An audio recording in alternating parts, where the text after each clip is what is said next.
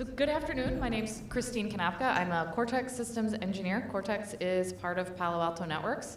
And today I'll be touching about different ways you can start to introduce automation into your security operations processes. Attention staff and all guests in the Wisconsin Center. Will the owner of a Penske truck with an Indiana plate 28634443, again a Penske truck with an Indiana plate 28634443, your truck needs to be moved immediately off the dock or it will be towed in 15 minutes. Anybody that Penske truck owner? You can use that opportunity to come out. Be like, Yeah. Ooh, that's mine. This isn't what I wanted. So some of the challenges we start to hear before we dive into automation conversations include, it's time consuming to respond to different alerts. We can't get to them all in one day. We're going between a lot of tools and interfaces because of the siloed nature of all the products that we have to use. We have a small team. We can't get to all the alerts. And then, even just the volume of alerts that people are forced and faced with.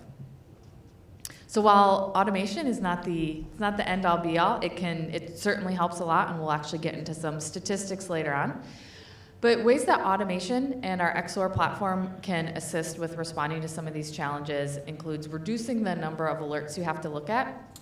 We do that by automating the response and automating the workflow to not only alerts, but other processes that you have, including dealing with simple service requests. So one example, I have a customer, and during the server build process, the team reaches out, says, oh, we need you to run a vulnerability scan, so they have to go and set that up within their vulnerability management tool. Well, we can cut out the middle person in that case. There's no need for a human to press the buttons, put in that request, monitor it, and then send back the results. So we were able to take out the human in that aspect and automate that process so that the analyst and the security team can do what they're hired for and what they like to do, which is not kicking off vulnerability scans. We can capture all the actions taken on an incident. So outside of automation, within XOR, we've got case management. So within there, we can document all of the actions that are taken within XOR. So this includes the different automations. And when we talk about automation, think about how we can do a lot of those repetitive remedial tasks that you're doing today and do that in an automated fashion. So we've got indicators as part of an alert. So we've got an IP address. We need to look up if it's malicious or not. Well, why don't we automate that lookup and documenting of that, including whether it's malicious or benign. And then finally, the repetitive tasks. So the repetitive tasks can be everything from that IOC enrichment and lookup to even reaching out to users for more information. So I'm going to go ahead and dig into some specific examples. I'm going to start with incident IOC enrichment. So this is the first step in a lot of alert types, is extracting out those those IOCs from those alerts or incidents, and then looking those up against different data sources. So not only does this include IP addresses, URLs, but also think about, you've got an alert that comes in involving a user. You're not going to know all the users in your organization. You're probably going to look them up in Active Directory, pull their information, maybe their role, even who they report to. We can automate that so you've got that information at hand. These are usually repetitive manual tasks. They're time consuming, and like I said, they involve a lot of clicks. So this is a high level, the workflow that looks like. So you can think of it as in 3 steps: extract, enrich, and update.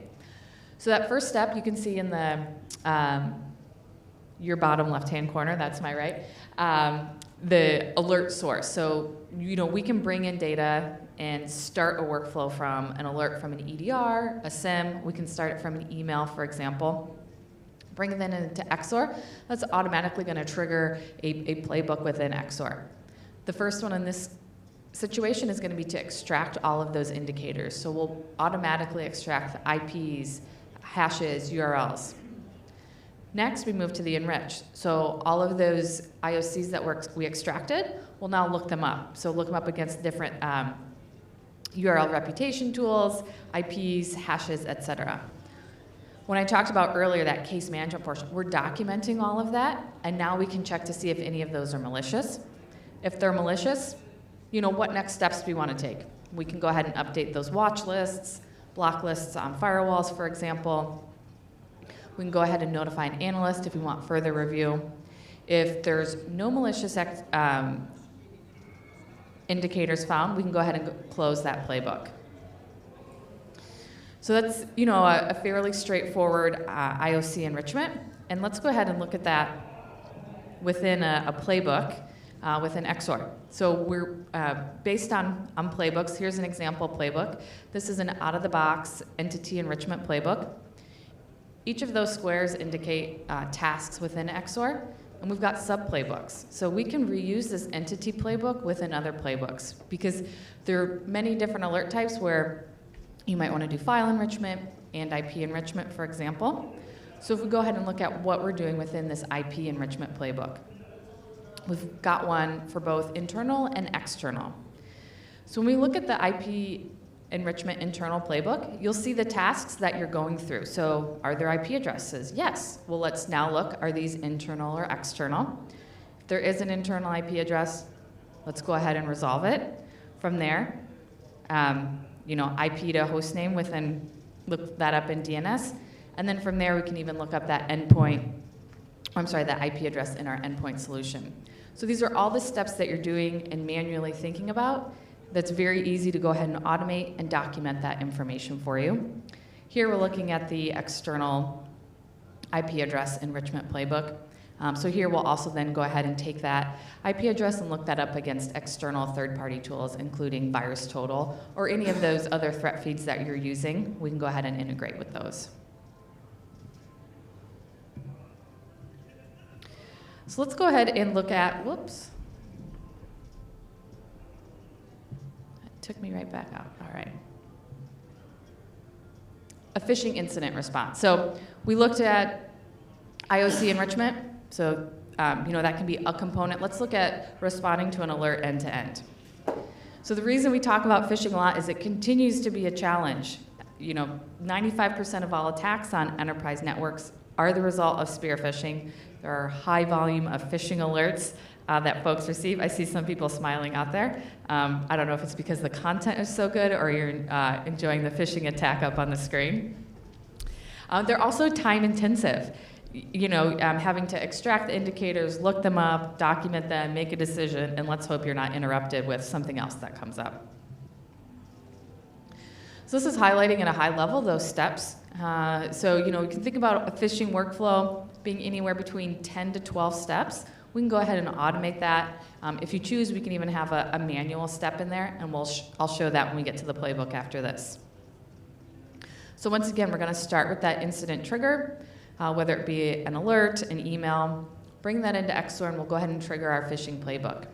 Our first step here is engage. So we can go ahead and automate that sending of an email to an end user. Hi, thank you for reporting your phishing incident. We're investigating.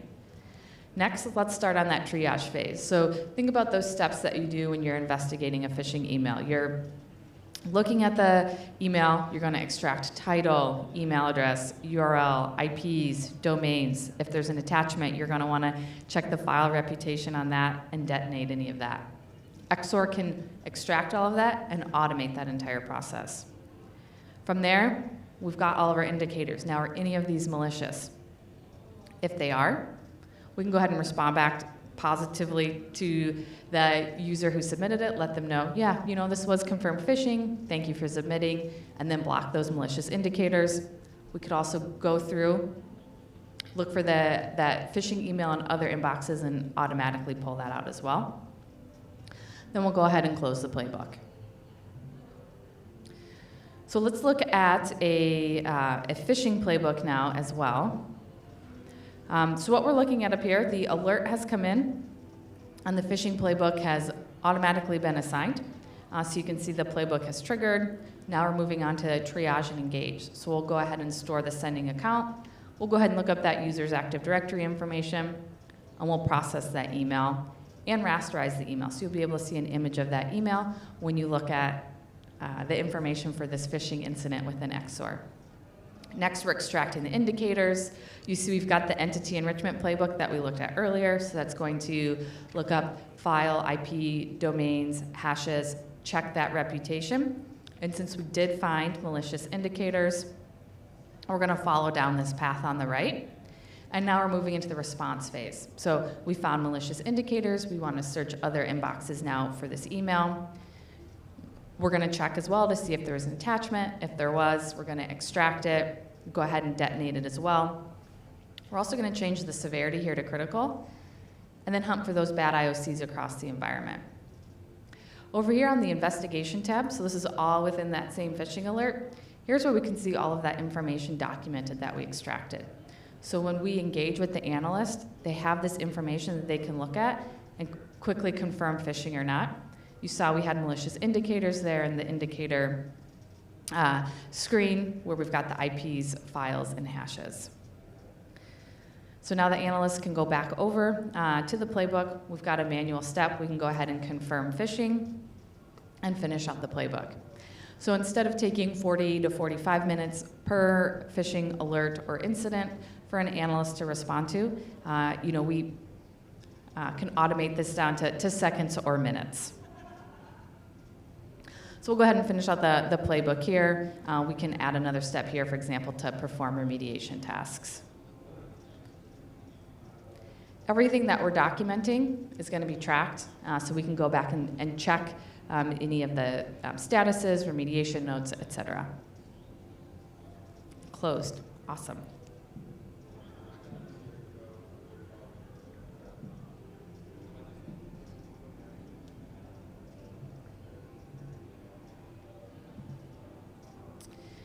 Here's some real-world example metrics.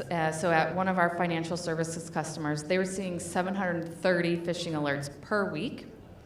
With XOR, we auto-closed 430 due to deduplication, spam, et cetera. So over the course of a month, we were saving them 4 analyst days on phishing alerts alone. So we start to look at automation. We want to go ahead and start to track those metrics. We can even help you get a baseline of those metrics if you're not sure what they are by just starting to bring in those alerts into XOR, start with case management, start with just enriching those indicators. We can collect those base metrics, and as you introduce more automation, we can easily track the improvement and the time savings.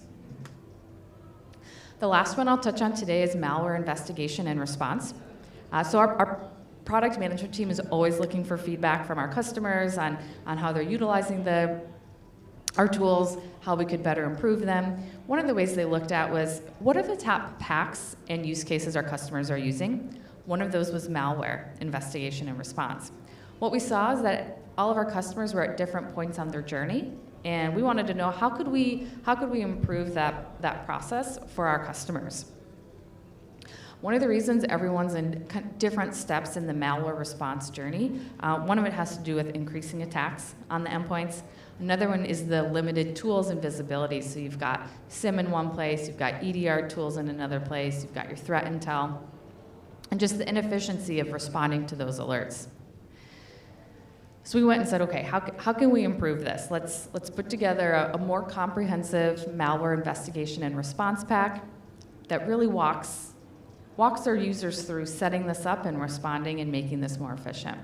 So we start with the detection, so we'll bring in that alert from the EDR tool. From there, we move into investigate. So enriching those indicators, analyzing what comes in, even running additional queries through the additional tools. We can then confirm what we're seeing and then move on to response. So let's contain that and remediate. Do we need to go ahead and isolate that endpoint, for example? Here's an example of the malware investigation and response pack. So you can see we've got the response actions built in. So if you didn't want to automate an isolation, for example, but you, after investigating, looking at the data that was automatically collected with XOR, you could go ahead and isolate that endpoint within XOR. So, reducing the need to have to click into another tool. So this we built out for Cortex XDR, CrowdStrike, and Microsoft. So I thank everyone for joining us today. We are just scratching the surface on what XOR can do from an automation capability. I want to touch on some of the use cases that we see more common and some really quick ones with XOR. Some great resources we have include a virtual tour of the Palo Alto Network SOC. So we do have these live about once a month or so, but you can also see a recording of it, a webinar on our website. And one of the items that we like to highlight, I was talking about metrics earlier when we were looking at that phishing alert use case. Within our own SOC, over 90 days, we see 1.5 trillion events. So as you can imagine, being a security company, we are a high target. We've got over 10,000 employees, so the SOC has a lot to monitor and protect. They're using XOR internally to help reduce and automate the response to the alerts that are coming in. So we're able to reduce that down. 5,200 of the alerts are responded to in an automated fashion, leaving only 800 manual over a 90-day period. The metrics are great, but really where this shines as well is the work-life balance that our SOC team gets. So they're not spending all day responding to alerts. We like to follow a 30-30-30, and yes, that does not add up to 100. 30% of their day is spent responding to alerts, 30% threat hunting, and then 30% on projects. So because of that, the balance that they get within the SOC of working on projects and responding to alerts, we don't have turnover. And so where we see XOR excel for our customers is retaining the team as well as helping with the metrics. And then, when you're ready to start to get more hands-on, we've got hands-on workshops. So this is a pre-built lab environment. We've got alerts coming in. We've got playbooks built out. So you can see a phishing use case end-to-end. You can see a malware investigation and response, and start to understand how XOR can benefit you. Any questions?